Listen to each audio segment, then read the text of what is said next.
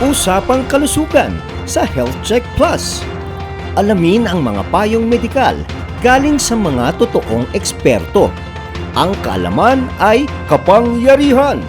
Usapang kalusugan sa Health Check Plus.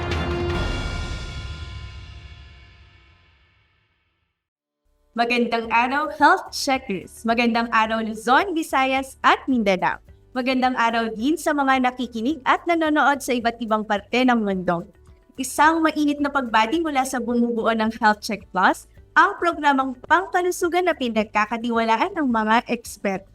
4 na taon na po ang ating programa dito sa DZRH. Maraming salamat sa ating mga health checkers na patuloy ang mga mensahe ng pagbati para sa ating anibersaryo. Opo, April 2020 nang umere sa radio, digital TV, YouTube and Facebook Live ang Health Check Plus. At lubhang nasisiyahan po tayo sa patuloy na dumadami na nanonood at nakikinig sa Health Check Plus. Lubos din ang ating pasasalamat sa mga eksperto sa kalusugan, kagalingan at kagandahan na nagbigay ng panahon at tiwala sa Health Check Plus. Nag-umpisa po ang Health Check Plus sa kasagsagan ng COVID-19 at tumulong sa pagbabahagi ng mahalaga at mapapanahong impormasyon sa ating mga kababayan. Patuloy na tumitindi ang init ng panahon. Totoo nga na nagbabago ang ating klima at tayo na nga ay nakakaranas ng hindi lamang climate change, kundi tinatawag ng climate crisis. Dahil sa init na dulot ng climate crisis, mas mahalaga ang tamang nutrisyon at hydration kapag ganitong nagbabaga ang araw. Mapalad tayo ngayong linggo dahil makakapanayam natin ng isang registered nutritionist dietitian mula sa Quezon City Health Department. Let us all welcome Jamie B. Alaba dito sa Health Check Plus, ang programang pangkalusugan na pinagkakatiwalaan ng mga eksperto. Magandang araw po, Miss Jamie. Maraming salamat sa inyong pagbisita dito sa amin sa Health Check Plus. Magandang araw po sa inyo at maraming salamat din po sa pag-imbita sa akin dito sa Health Check Plus. Miss Jamie, marami tayong taga-subaybay mula sa lungsod ng Quezon at sa maraming lugar din dito sa Pilipinas na dumaranas ngayon ng sobra at matinding init. Kapag ganito po ba ang panahon, ano po dapat ang inihahanda ng ating health checkers bago pumasok sa trabaho o kaya sa mga school nila?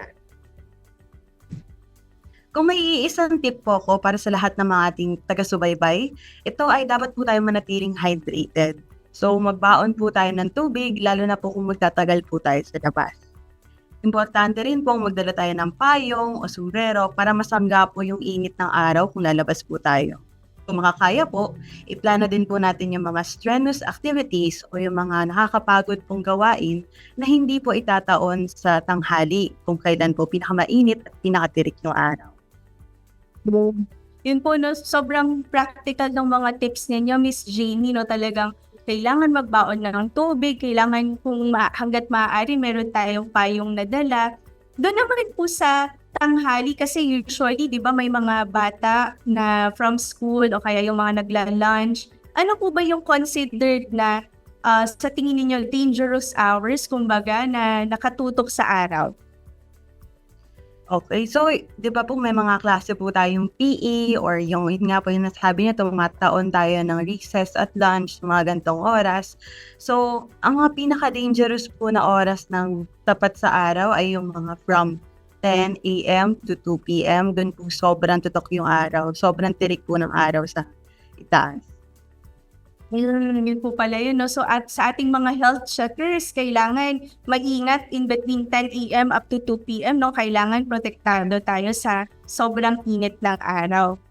Miss Jamie, sinasabi nga nila, hindi na summer months, kundi suffer months na. So sabi ng isang health checker dito, balikan lang po natin yung ating hydration at sa pagkain, no? Meron po ba kayong mga pagkain or beverages na sa tingin niyo dapat iwasan kapag matindi ang init ng panahon? Kapag po sobrang init ng panahon, gusto po nating iwasan yung mga alak at caffeinated beverages. Katulad po nito yung tsaa at kape dahil may diuretic effects po ito sa katawan. Ibig sabihin po ng diuretic effects, napapadalas po nito yung pag-ihi natin at maaaring yun pa po yung maging sanhi ng dehydration. So, gusto rin po sana nating magbawas-bawas din po ng mga pagkain masyadong maanghang o di kaya yung sobrang may init pa na pagkain at inumin. dahil maaari po itong makapagpataas ng ating body temperature. Kapag po kasi naging masyadong mataas yung body temperature natin, ayun po, mas mataas na po ang chance ang makaranas tayo ng heat stroke. Idadagdag ko rin po pala na baka pwede po natin iwas-iwasan yung mga hindi lutong pagkain, lalo na po sobrang init ng panahon. Kasi mas mabilis po masira yung pagkain kapag po mainit ang panahon, at lalo na po kung hindi po ito naluto o napanatili sa tamang temperature. No? So talagang marami po pala talagang effects no ang ating pagkain at inumin sa ating body temperature. So maganda na naiwasan itong mga alak, tsaa, tsaka kape. Pero marami po ngayon, Miss Jamie, no, yung mga milk tea, ganyan, tsaka mga iced coffee. Opo. Ano po yung recommendation niyo sa mga ganitong mga inumin? Kapag po kasi kumakausap tayo ng mga nutritionist dietitian, aside po sa kino-consider na tsaa or kape siya, dinadagdag po dito yung dagdag na gatas at saka yung sugar po na laman ng mga inuming yon. So, ang recommended po para sa gatas, kung hindi naman po buntis o kung gusto po natin i-maintain yung weight, ang baso ng gatas kada araw po ang recommendation. Tapos sa asukal naman po, 1 kutsarita lang po ang recommended sa atin. So kung iinom po tayo ng iced coffee or milk tea, mainom po na ilinit natin sa 1 serving lang po yung iced coffee and milk tea. Limitahan, no, Miss Jamie, kasi maraming nahihilig talaga ngayon sa mga Opo. ganyan. Tsaka, mga iced coffee na din. Madalas na advice po ng ating mga health professionals ay to increase ang ating fluid intake, lalo na kapag ganito kainit. Paano kung kasama po ba dyan yung mga tsaa, kape? Kasama po ba dyan sa total fluid intake natin yung mga ganyang beverages? Ano po ba ang mga tamang paraan para masunod po yung nararapat na dami ng ating iniinom araw-araw? So dapat po kasi sa isang araw, at least 8 glass ng tubig po tayo to 2 liters of water. So ano po yan? Yan na po yung average. Yan na po yung standard. So pwede naman pong dumami yung tubig doon kapag po nauuhaw tayo. Pero babalikan po natin yung napag-usapan natin kanina, yung kape at tsaa po, may diuretic effects po sila dahil may caffeine. So pwede po siyang maging counterproductive o di kaya makasama pa po dahil ilalabas pa po natin yung tubig imbis na may absorb po siya ng katawan. Tapos maliban po dito, yung sikat po kasing kape at tsaa sa atin ay yung mga 3-in-1 at saka yung iced tea na instant. So yung mga ganitong inumin po, naglalaman pa po siya ng maraming asukal na maaari pa po makapagpataas ng ating blood sugar. Delikado po kasi yon, lalo na po yung mga taga-subaybay po tayong may kondisyon, may ilan na may diabetes. Ayun. So gusto po sana natin yung total fluid intake ay karamihan po nun ay tubig.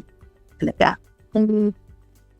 So mas mainam talaga, Miss Jamie, no, na focus tayo sa pag-inom ng tubig, hindi iba't ibang mga inumin pa, no? So talagang mas mainam talaga kung tubig yung iinumin natin, lalo na sa ganito kainit na panahon.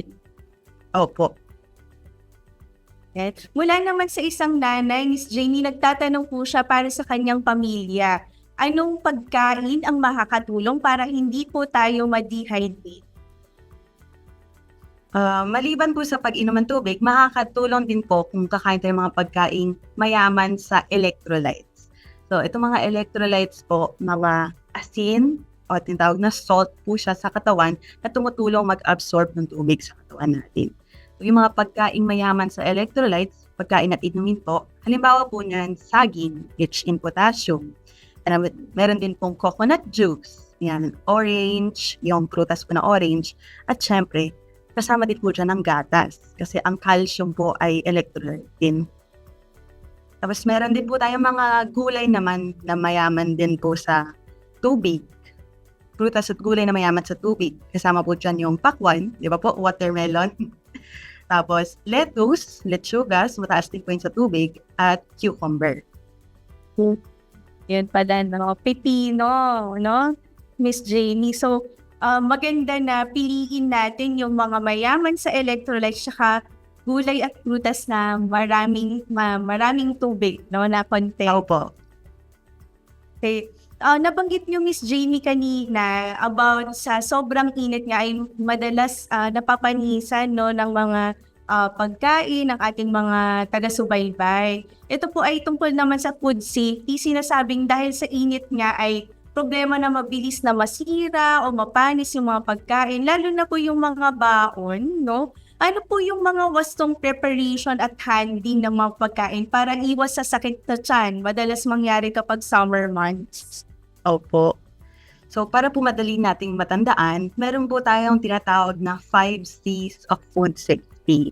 So, unang C, cook. Sunod, clean, cross-contaminate, chill, and check. So, sa una po, cook. Siguraduhin po nating naluto ng maayos yung mga pagkain. Lalo-lalo na po yung mga medyo moist rich po siya. So, matubig po na pagkain. Kabilang po dyan ang mga karne, so chicken, pork, tapos mga seafood. Ayan. Kung may food thermometer po tayo, above 75 degrees Celsius po ang makita nating core temperature o yung temperatura sa loob po ng pagkain kapag niluto natin siya. Sunod naman po, clean. Dapat po lahat ng gamit natin na may contact sa pagkain tulad ng countertops, chopping board, mga kutsilyo at kubiertos, dapat po nahugasan ng maayos at sanitized. Tapos, meron din po tayong tinatawag na cross-contamination. Yan po yung pangatlong C.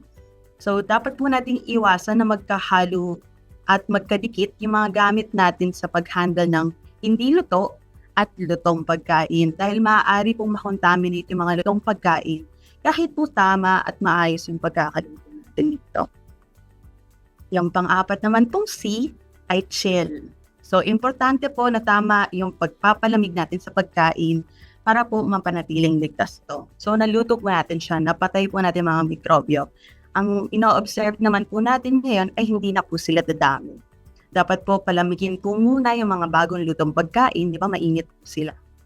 Bago po natin to i-refrigerate kapag hindi na po kinakain. Kasi pag mainit pa po siya, tapos ni-ref natin, pwede po itong magpawis at makakadagdag pa po yun sa moisture na dun mahilig ang mga mikrobyo.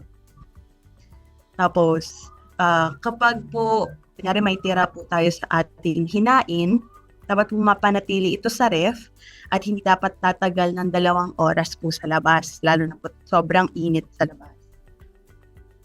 Mainam din po ng freezer kung kunyari po sabaw o di kaya matubig na pagkain. Mainam po na i-freezer siya kasi mas tatagal po ang buhay niya kapag nasa freezer. Tapos, yung panghuling C naman po natin ay check. So, dapat po nating chine-check yung mga pagkain na hinahango natin galing sa ref o di kaya naman yung mga pagkain nakahain na po. Pwede po nating bantayan yung expiration dates ng mga pagkain nakastore sa ating bahay. Tapos iwasan po natin na kumain ng past na po sa expiration date kahit po medyo sayang kasi makakasama pa po siya kung pipilitin po natin kainin. Tapos, kung wala naman pong expiration date, pwede po nating amuyin o tignan yung pagkakain dun sa lalagyan para po makita kung ligtas pa po ito. Tapos, ang tip po natin dyan ay when in doubt, throw it out. Ganun po siya. So sa ating mga nakikinig at nanonood, no, sana ay may napulot kayo dun sa ating 5 C's ng food safety handling para hindi tayo magkasakit dahil sa mga napapanis natin na mga pagkain, no? So thank you for that, Miss Jamie. Mula naman sa isang may bahay, kapag ganito daw po na tag-init, mayroon raw po bang mga pagkain na dapat bigyang preference na ipabaon para sa mga pumapasok sa eskwela o opisina? Ano po yung payo ninyo dito, Miss Jamie? So, unang-una po, gusto sana natin ipabaon yung mga hindi madaling masira. So, mga halimbawa po nito, yung mga pagkain at karneng preserved o cured. Gaya po ng daing, tapa, tosino, ganyan po. Pwede rin naman po yung mga ulam na ginagamitan ng suka tulad ng adobo or paksiw.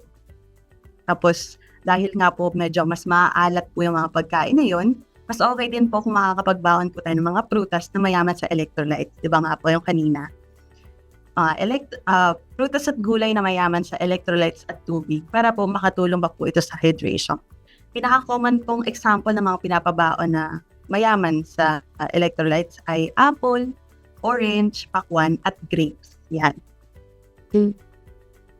Yan po, no? So, ito po pala yung mga recommended natin ng mga pagkain para hindi madaling masira, no, Miss Jamie? Miss Jamie, Yes. bilang nutritionist dietitian, ano po ang mga senyales o sintomas na dapat tandaan ng ating mga kababayan na maaaring hudyat na merong dehydration o epekto na ng sobrang init ng panahon? Kapag po nade-dehydrate po tayo, ang pinakauna po talagang nararamdaman ay uhaw. So kapag hindi po tayo uminom ng tubig, kapag tayo nauhaw, pwede tayo makaranas ng pagkahilo, pagsakit ng ulo, panghihina, at minsan po nakakaramdam po tayo ng uhaw. Kapag po naramdaman natin ang mga senyales na to, importante po talagang uminom na tayo ng tubig at mag-replenish ng electrolytes. Dapat din po tayong maghinay-hinay muna, magpahinga sa lilim o magpalamig para hindi po masyadong tumaas ang ating temperatura at hindi po tayo ma-stroke. So, idadagdag ko lang po, yung napag-usapan po natin kanina na mga senior na nagtatanong sa kape at tsaa, mahalaga po na hindi na natin intayin yung uhaw sa ating mga senior na taga-subaybay. Kasi kapag po tayo tumatanda, mas hindi na po tayo sensitive sa pakiramdam ng uhaw. So, para po sa ating mga mas nakakatandang taga-subaybay, kapag po naalala nating uminom ng tubig, inom na po tayo agad. So, basta't naalala, Miss Jamie, no, hindi na aantayin na nauubos. O, yun po, magandang tip doon, no? So, napakadami po nating napag-usapan, no, para mas maging practical yung pagiging hydrated natin ngayong summer months, no? Lalong-lalo na sa sobrang init talaga ng panahon ngayon. Miss Jamie, yung huling mensahe niyo po sa ating mga kababayan ngayong summer tungkol po sa kanilang nutrition and hydration. Sa ngayon pong napakainit ng panahon, makinig po tayo sa ating mga katawan at maging attentive po tayo sa signals na binibigay nito. Kapag nauuhaw po tayo, uminom ng tubig, kung namihina at nahihilo, maghinay-hinay at magpalamig, yun po yung mga senyales na dapat hindi natin iniit sa puwera. Tapos sana po all year round din tayo maging aware sa kinakain natin. Hindi lang po tuwing summer months. Hindi lang po sa quality at sa quantity, kung mayaman po ba ito sa mga mineral at vitamina, kundi pati na rin po sa safety nito para maiwasan po natin yung mga sakit. Yun lang po. Maraming salamat po. Maraming salamat, Miss Jamie D. Alaba. Sana po ay bumisita muli kayo dito sa Health Check Plus. Huwag kayong bibitaw, pag-uusapan natin sa wellness tips kung paano magbilang ng calories, lalo na sa mga hilig kumain sa mga restaurants. Wellness tips, susunod na. Wellness tips sa Health Check Plus. Katawan, kagandahan, kagalingan, ating alagaan. Dito lang yan sa Wellness tips sa Health Check Plus. Welcome back dito sa Health Check Plus. Sa ating mga health checkers, wag po tayong magulat kung mapansin ninyo sa mga darating na taon na mayroong calorie counter na nakadisplay sa mga menu ng mga food stores sa Quezon City. Itong nakaraang buwan, nilagdaan ng Chief Executive ng Lungsod Quezon, Mayor Joy Belmonte, ang isang ordinansa requiring restaurants, fast food chains, and other food establishments na ilagay ang bilang ng calories ng mga pagkain sa kani-kanilang menu. Ano nga ba ang mga benepisyo nitong ordinansa sa ating mga kababayan? Pinagdiriwang pulungan natin ngayong April 2024 ng Health Check Plus ang ika-4 na taong paglilingkod sa bayan sa pamamagitan ng pagpapalaganap ng mga wasto, angkop at mga napapanahong impormasyon ukol sa kalusugan, kagandahan at kagalingan. Kaya naman kasama natin ngayon ang isang registered nutritionist dietitian para pag-usapan natin ang isang mahalagang ordinansa para itaguyod ang isang malusog na bayan. Sabi nga nila, healthy citizens are the greatest asset any country can have. Si Ms. Jaira Isa MC Deco po ay City Nutritionist Dietitian ng Quezon City Health Department. Welcome po sa Health Check Plus. Ms. Jai, bumati po muna tayo sa libo-libong health checkers sa radio, digital TV at sa YouTube. Magandang araw, Teacher Ellie, at para sa ating mga taga-subaybay. At napakainam na initiative ng QC Local Government sa pangunguna ni Mayor Joy Belmonte ang food calorie count labels. Ang Department of Health mismo ay sumusuporta sa ordinansang ito para sa malusog na pamamayanan. So, paano po ba ito makakatulong para sa isang informed food choices ng mga kababayan natin, Ms. Jai? So ang inisyatibo po ng Quezon City Local Government sa pamumuno ni Mayor Joy Belmonte na maglagay ng calorie labeling sa ating mga food establishment ay isang magandang hakbang para sa ating mga kababayan na magkaroon sila ng tamang impormasyon patungkol sa nutrisyon at the point of purchase. Lalo na po sa ngayon, marami na ang nakakaranas ng mga lifestyle diseases tulad ng mga hypertension, diabetes at cancer. So ito yung mga sakit na maaari po nating makuha mula sa hindi wastong pagkain sa araw-araw. So sa implementation po natin ng calorie labeling, lahat ng menu, both digital and printed menus, ay dapat nakalagay po ang calorie content. Maaari din pong ang ating mga customers upon request ay makuha ang mga information ng mga nutrients of concern natin tulad ng mga carbohydrates, protein, fat, pati na rin po yung saturated, trans fat, and sodium and sugar. So, upon request, maaari po itong sa pamamagitan ng mga QR code. Yun po pala, no? Miss Jai, siguro bigyan po natin ng idea yung ating mga taga-subaybay. Ano po yung usual na makikita sa mga calorie labels ng mga pagkain? Pwede po ba tayong magbigay ng halimbawa para maging mas malinaw sa ating mga health checkers? So sa paglagay po natin ng calorie and nutrient labels sa menu items, sinisiguro po natin na standard ang pagpapatupad nito. So katulad po ng mga nabanggit ko pong mga nutrients ay nakapaloob din po sa ordinansa na maaari itong ipagawa sa FDA accredited laboratories o kaya naman sa isang registered nutritionist dietitian. Yan po. So, kapag nakakita po sila ng menu, Miss Jai, ano po yung usual na nakalagay doon? Mga, nabanggit ninyo kanina, yung mga nutrients of concern, yun po ba yung mga makikita natin or calorie count lang po? Ano po yung expectation natin? So sa menu boards po natin, makikita po natin yung pagkain, katabi po nun ay yung mga calorie content po nun. Pagdating naman po sa mga iba pang nutrients, pwede pong through QR code siya. So, maaaring nakalagay po yun sa counter ng ating mga food establishments, lalong-lalo na po sa ating mga customers na curious kung ano po ba ang level of sodium, sugar, or trans fat nung kakainin nilang pagkain. So talaga pong makakatulong po to, no, Miss Jai, para mas makapili tayo ng mas maayos na pagkain. Yes po, talagang makakatulong po to sa lahat ng ating mga customers sa mga food establishments. So Miss Jai, nabanggit niyo po kanina na may standard naman na ilalabas ang ating Quezon City Government kung paano ito maipapa-implement or mapapatupad sa ating locality. Tatanungin lang po natin, paano naman po tayo makakatulong para maging laganap ang impormasyon sa ating mga kababayan? Ano po yung mga steps before po ito fully ma-implement? So buong suporta po ang Quezon City Government sa ating mga food establishment owners na bibigyan po natin sila ng kapasidad through trainings tulad ng display ng nutrition information sa kanilang menus and menu boards, pati na rin po ang paggamit ng mga nutrient calculation tools para sa kanilang mga registered nutritionist dietitians and linkages po sa mga nutritionist dietitians na magsasagawa ng nutrient calculation. So kasabay po ng pagpatupad nitong calorie labeling, magsasagawa naman po ang Quezon City Government ng social behavior communications campaign sa ating mga pampublikong lugar upang mapalawig po ang ating layunin na sa magandang polisiya po ng Quezon City. So kabilang po dito yung mga train stations natin, QC buses, LGU-owned hospitals, barangays at health center facilities sa Quezon City.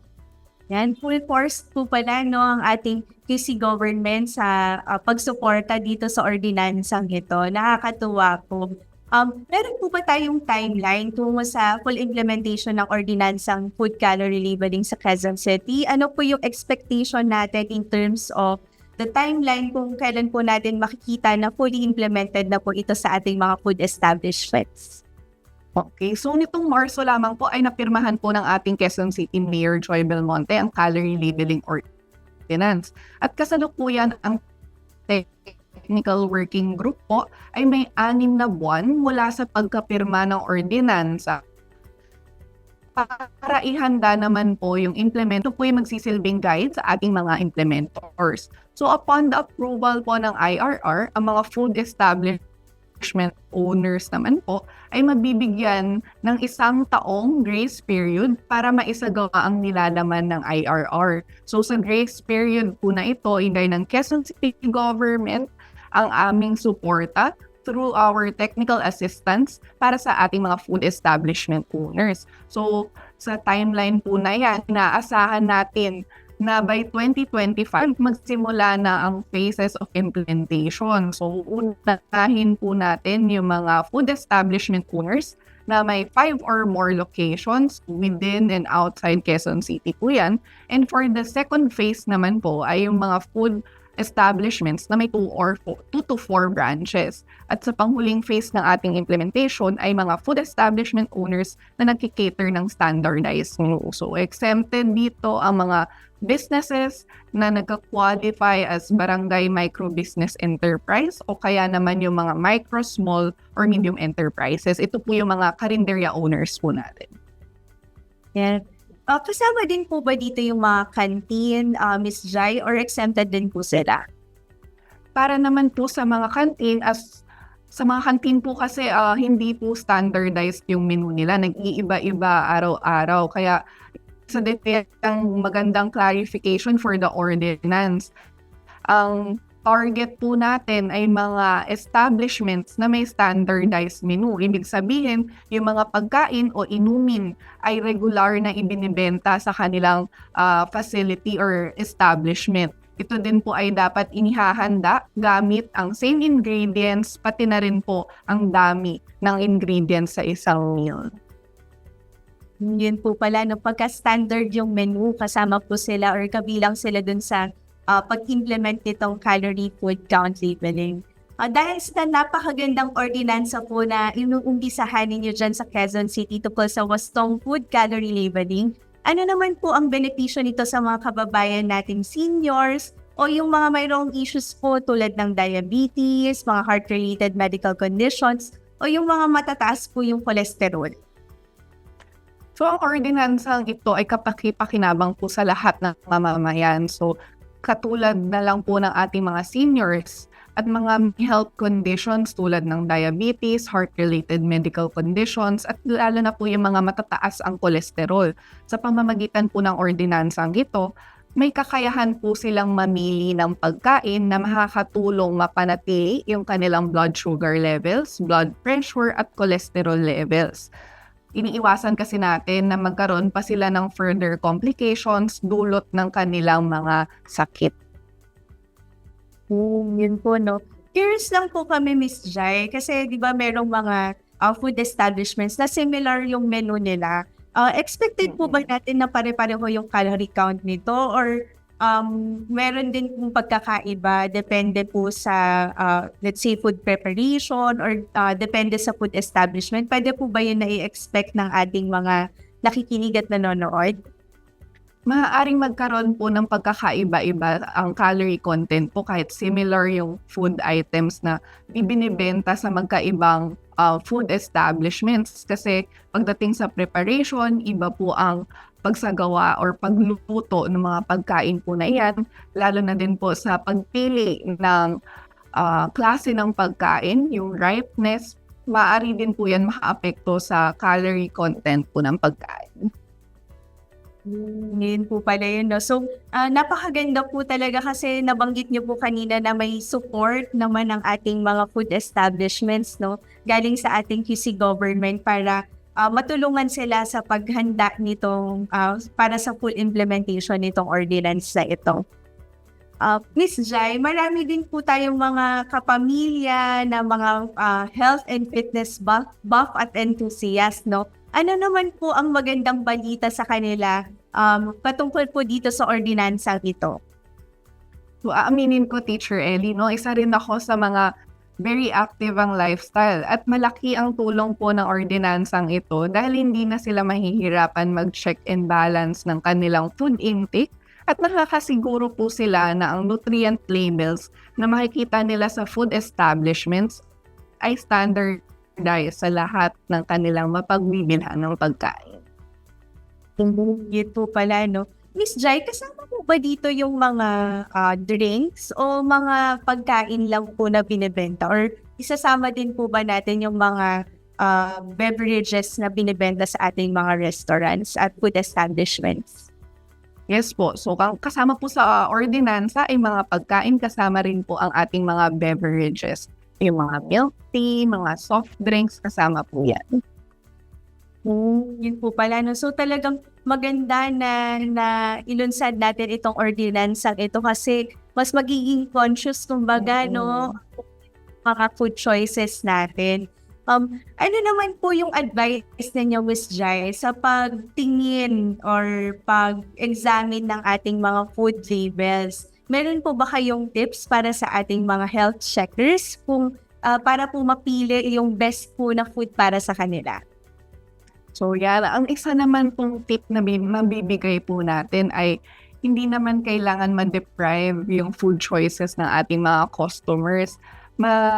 Importante po ngayon ay may kaalaman po sila kung ano po ba ang tamang caloric requirement para sa kanila. So, isa rin po yan sa mga pwedeng mabigay na impormasyon sa ating mga customers upon request dun sa restaurant. So, pag nalaman po nila yung caloric requirement, doon po nila ma-base kung masyado bang mataas itong pagkain na to for my breakfast. Kasi kung alam po nila yung caloric requirement ngayon, pwede po nilang maihati-hati sa isang araw for breakfast, lunch, and dinner. And doon po nila masasabi kung sobra ba ang kanilang intake for the specific meal. Salamat po, Miss Jai, no? Kasi nabigyan natin ng idea ng ating mga health checkers kung paano ito magiging useful sa kanilang everyday na nutrition. Manawagan po tayo sa ating mga kababayan dito po sa Quezon City at maging sa iba pa nating health checkers. Health tips nyo po para sa malusog, masaya at masustansyang kapagkainan. Hopefully po ay maging best practice o wara ng mag-set up ng magandang ehemplo ito ibang lugar, para sa ibang lugar at ibang syudad pa ng ating Pilipinas. Tama ka dyan, Teacher Ellie, kasi yung layunin natin para sa mga Q-citizens natin ay layunin din namin para sa lahat ng Pilipino. Dahil lahat ng tao po ay kailangan kumain at sa lahat ng lugar ay maaari naman tayong kumain. Kaya naman sa polisiyang tulad ng calorie labeling, lahat po tayo, ang gobyerno, ang mga business owners, pati na rin po ang mga customers, ay may responsibilidad na pangalagaan ang kalusugan sa pamamagitan ng pagbigay at pagkakaroon ng tamang kaalaman. So higit pa dito, isa itong paraan para maalagaan hindi lang po ang ating mga sarili, pati na rin ang ating mga pamilya, kaibigan na kasala po natin sa pagkain. Napakabilis ng ating oras, Miss Jai. Sana po muli tayo magkaroon ng pagkakataon na makapagkwentuhan dito sa Health Check Plus. Best regards po sa bumubuo ng Quezon City Health Department, lalo na po sa aming health partner na si Dr. Dave Anthony Vergara. Maraming salamat din po, Teacher Ellie. Bago tayo magpaalam, gusto naming magpasalamat sa mga tumulong sa Health Check Plus Kalusugan Caravan na ginanap noong Biyernes sa Cancer Institute ng UPPGH. Maraming salamat kay Dr. Gerardo Gap Legaspi, Director ng UPPGH, at kay Dr. Trisha Alcazabas, Section Head ng Pediatric Hematology Oncology para sa pag-allow ng ating health checkers na magbigay lingkod sa ating mga pasyente at kanilang bantay at caregivers dyan sa Pediatric Hematology Oncology Ward, Cancer Institute at Outpatient Clinic. Maraming salamat sa aming kapatid sa Hanap Buhay at Advokasya si Ma'am May Binauhan ng Operation Tulong ng DZRH, si James Maldonado at kay Attorney Reggie Hularbal na patuloy sa pagsuporta sa Health Check Plus sa DZRH. Ginawa po natin ng aktibidad bilang pasasalamat at pagbubunyi sa ika-4 na anibersaryo ng Health Check Plus. At ang aming panata ay gawin itong regular sa susunod na mga buwan. Tandaan, ating pangalagaan ang ating kalusugan sapagkat ang kalusugan ay ating kayamanan. At huwag kalimutang batiin araw-araw ang ating minamahal. Be kind, be safe, and stay healthy. Hanggang sa susunod na linggo, mga health checkers, ako po si Teacher Ellie Campos Banayat, dito sa programang pangkalusugan na pinagkakatiwalaan ng mga eksperto, ang Health Check Plus. Hello Health Checkers! Nandito po tayo sa UP Philippine General Hospital Cancer Institute para sa Health Check Plus, Kalusugan Caravan.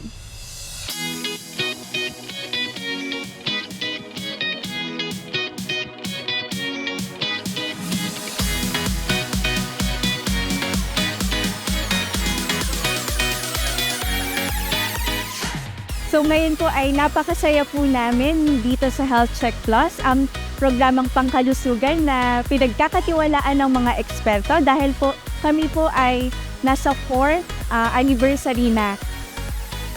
Kasabay po ng ating pagdiriwang ng ating 4th year anniversary ay ang pag-launch ng ating Health Check Plus Kalusugan Caravan. So dito po sisimulan natin ang pagbibigay dito sa Cancer Institute, dito sa Philippine General Hospital. Sinama po natin ang ating mga kasamahan sa Health Check Plus para po tayo ay magbigay saya sa ating mga patients dito. Kung hindi po dahil sa tiwala na binigay po ng ating mga nanonood at nakikinig, ay hindi po kami aabot sa 4th year anniversary na ito. Comment, mag-like at Diba?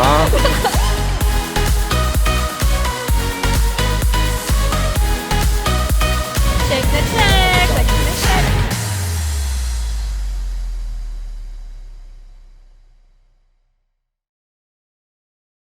Para sa iba pang videos on health, wellness, and beauty, mag-comment, mag-like, at mag-subscribe sa ating YouTube channel at Health Check Plus PH or i-scan ang ating QR code na makikita sa inyong mga screen.